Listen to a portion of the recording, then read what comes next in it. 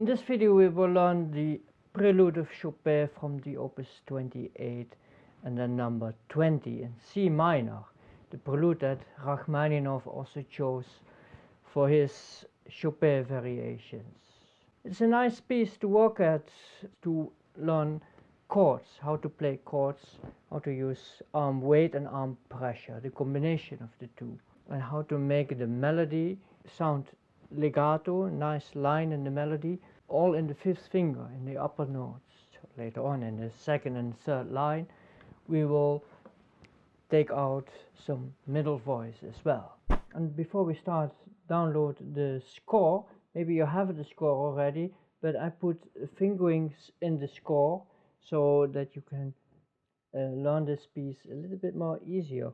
I think those fingerings that are right can help you. So let's play it first.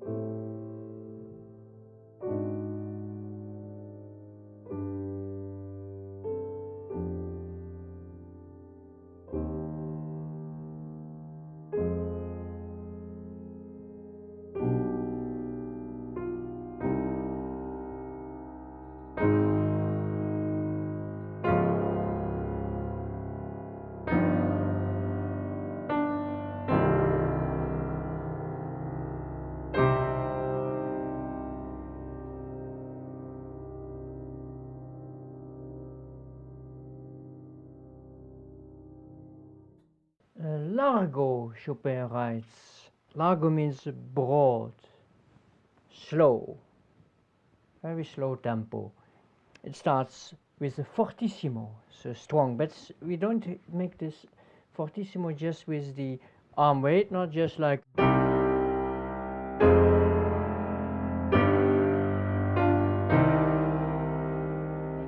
We want to have some intensity in it that we cannot just create with the weight of the arm. So what we do is to use a combination of weight and pressure from the lower arm. Fingers need to be strong, not too round, but see?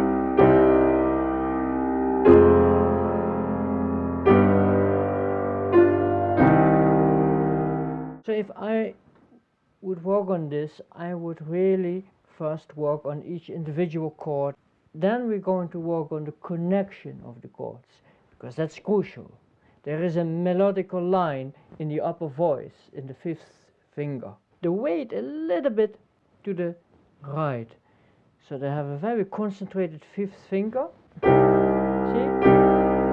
Here it is a little bit, not like this, not like this, or not like this, but like.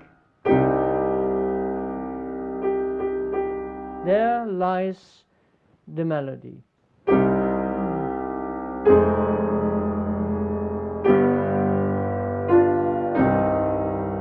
See? That's the first part of the sentence.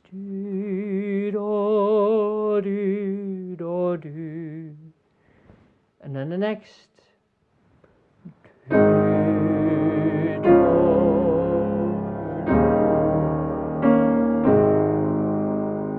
next sentence. Is crescendo.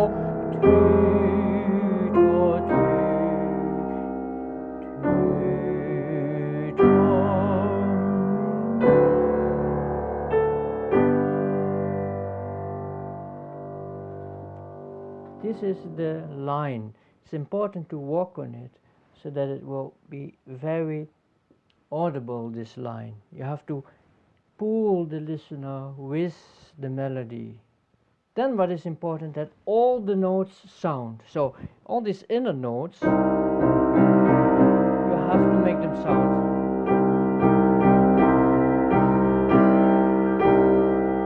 And then a little bit away to the right. A good way of working on chords is to first start soft, to hear all the notes, to feel the fingers.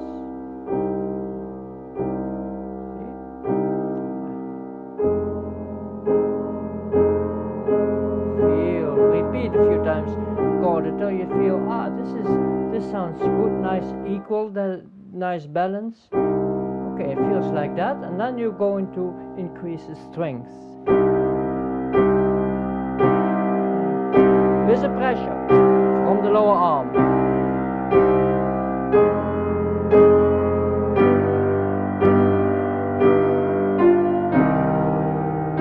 See, so it's very good to work on, and listen and feel.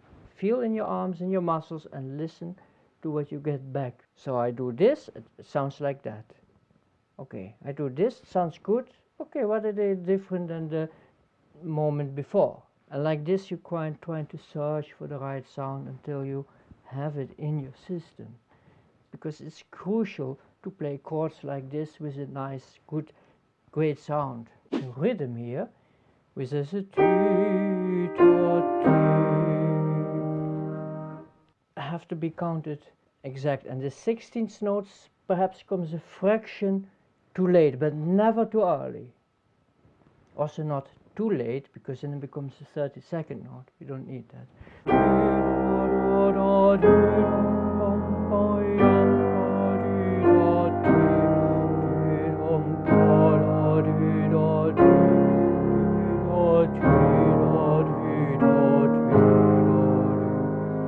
So first you need to count exact before you're going to interpret and make sometimes a little bit a fraction with a delay, if you like that.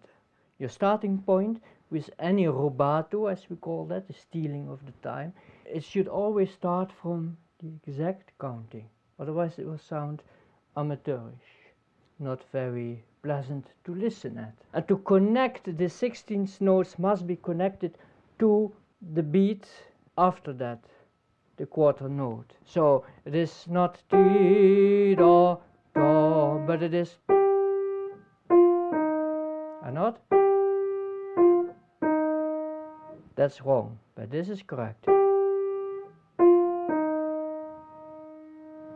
And then with the pedal they will be connected.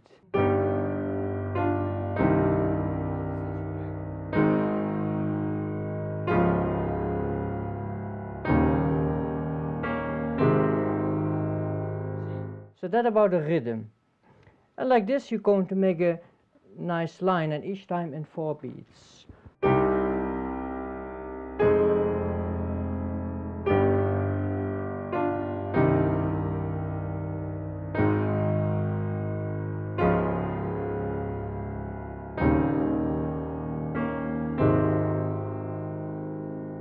And here you see here there's a big chord with a 9th here. You use the thumb on D flat and on E flat. See, and then mix this together.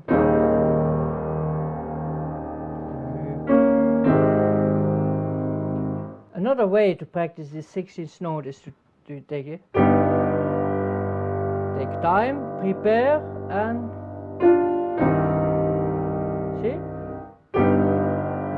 When I prepare the 16th notes with the chord arp behind it. And here again.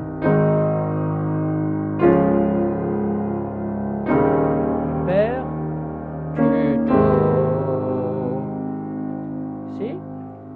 so that it will be a good connection. So the preparation of the chord after the 16th note is important. In the second line, the color changes. Piano, Chopin writes, but it needs to be a little bit of more round tone. In the last line, it's like a repetition of the second line, but pianissimo, with a more desolate tone. I will let you hear how that sounds. Second line.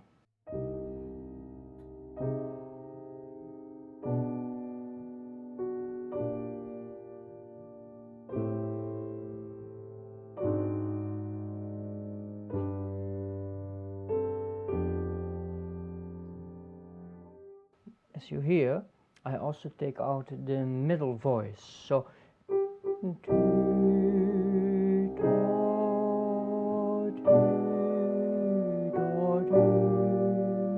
it's very important that that you make the listener aware of this middle line. In this third line, with pianissimo, is even more obvious. You will soon hear. And still, the melodic line in the upper notes in the fifth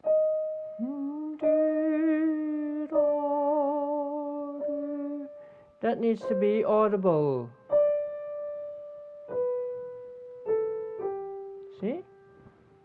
The fingering, by the way, I will write in the score in the PDF that you can download, as I more often do with videos like this. So download it, make sure that you use the good fingerings, the best fingerings to play legato. That will help you.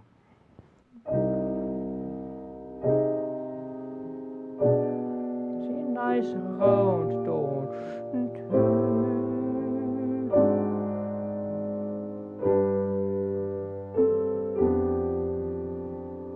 A little bit more. And diminuendo, ritenuto, he writes in the here ritenuto, but not too much.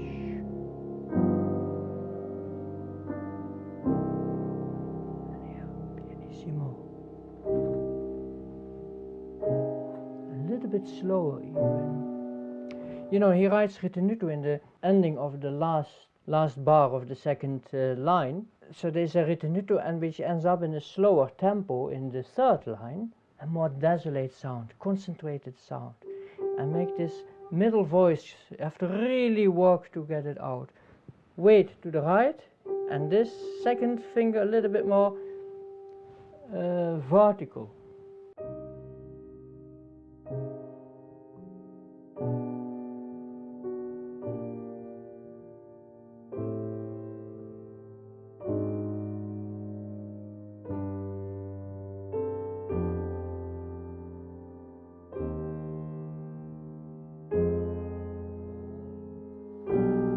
Crescendo and ritenuto.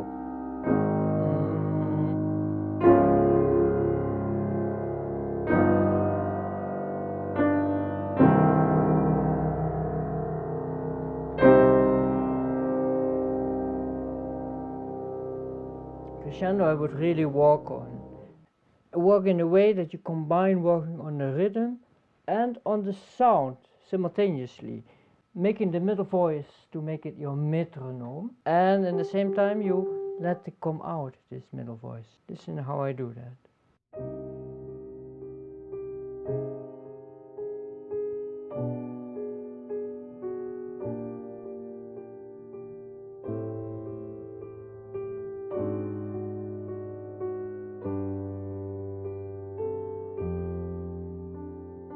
You should invent all kind of exercises of it. The position of the arm is a little bit in a higher position in this pianissimo, also in the piano by the way, but particularly in the pianissimo. Really search for the sound. The balance between this and the other notes have to be present too, but this one has to come out. It's not easy. That's the beauty of it. The pedal of the piece is every quarter note, except in the last two chords, they are in one pedal. So that was Chopin Prelude Opus 28 number 20. If you like this video, then give me a thumbs up, let other people know that this is a good video and they will watch it and have benefit from it as well. If you didn't subscribe yet, then consider hitting that subscribe button. Weekly I upload new videos like this and about piano playing, piano technique. Hit the subscribe button so you don't miss out anything. And then I see you in the next video.